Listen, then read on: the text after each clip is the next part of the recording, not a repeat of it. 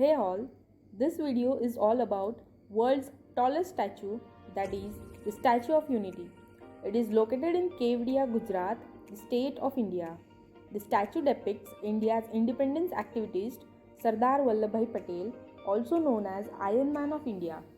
Sardar Patel was first Deputy Prime Minister of independent India. The statue is made up of bronze and constructed over a river island named Sadhu Bet, which is 3.2 kilometers away from Narmada Dam.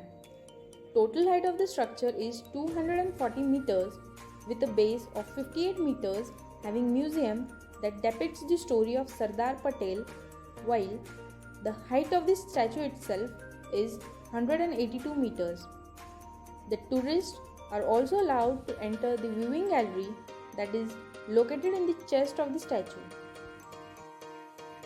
The project was first announced in 2010 and the construction was started on 31st October by an India-based company Larsen & Toubro, while the designer and sculptor of the statue was Mr. Ram Sutar.